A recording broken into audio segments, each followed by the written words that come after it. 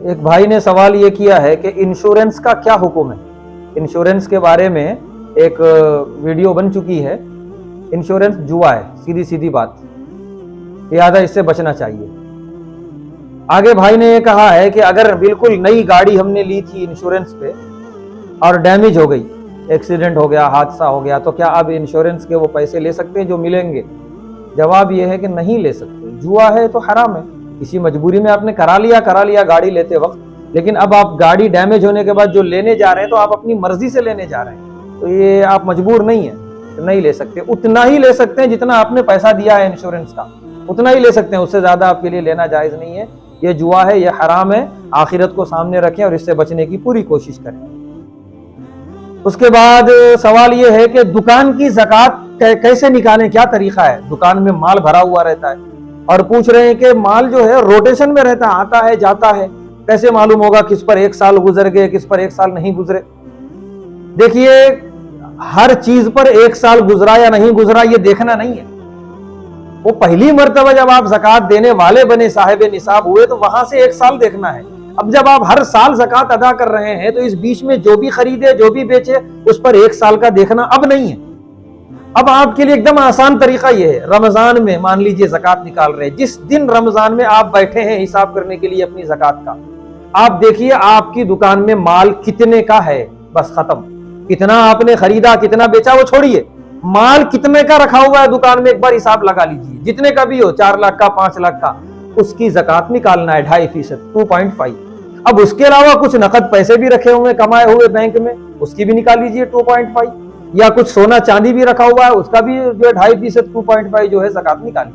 اموال جو رکھا ہوا ہے دکان کے اندر، جس دن آپ زکوٰۃ نکال رہے ہیں اس دن بیٹھ کے پورا حساب لگا لیجیے، میری دکان میں کتنی مالیت کا سامان ہے، بس ختم۔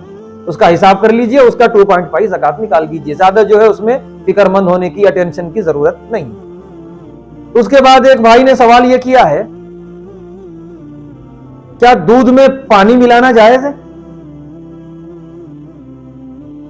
حضرت عمر رضی اللہ تعالیٰ عنہ کے زمانے میں واقعہ ہوا تھا، ادھر وہ اشارہ کر رہے ہیں کہ آپ نکلے تھے گشت میں اور آپ نے آواز سنی کہ ماں بیٹی سے کہہ رہی ہے بیٹی دودھ میں پانی ملا دو، تو بیٹی کہہ رہی ہے کہ نہیں ملانا ہے، امیر المومنین کا حکم ہے۔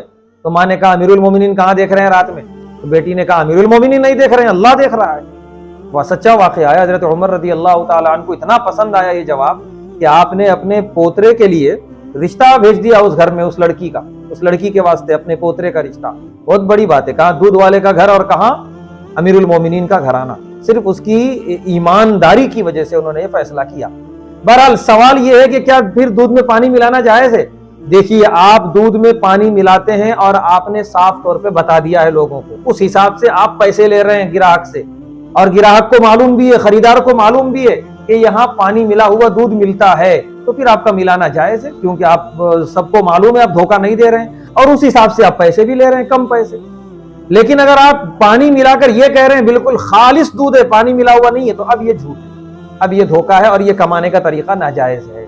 اگر آپ کا پانی ملانا مشہور ہے، لوگوں کو معلوم ہے، تو پھر کوئی بات نہیں، آپ بغیر بتائے بھی اسی طرح ملا کے بیچ سکتے ہیں، لیکن پانی اتنی ہی مقدار میں ملائیں جتنا قابل برداشت ہو۔ حد سے زیادہ پانی ملائیں گے یہ بھی دھوکہ ہو جائے گا، یہ کمائی بھی آپ کی صحیح نہیں ہوگی۔ اس کے بعد سوال یہ ہے کہ ایک رکعت میں ایک سے زیادہ سورہ پڑھ سکتے ہیں کیا؟ ایک آدمی سورہ فاتحہ پڑھا، اس کے بعد جو ہے سورہ قل یا ایھا الکافرون، سورہ کافرون بھی پڑھ لیا، سورہ نصر بھی پڑھ لیا، اذا جاء نصر اللہ، سورہ لہب بھی پڑھ لیا، تبت یدا ابی لہب، ایک ہی رکعت میں، تو کیا ایسا کرنا جائز ہے؟ تو کہتے ہیں کہ نفل اور سنت میں اگر کرنا چاہے تو کر سکتے ہیں، فرض میں بہتر یہ ہے کہ ایسا نہ کریں۔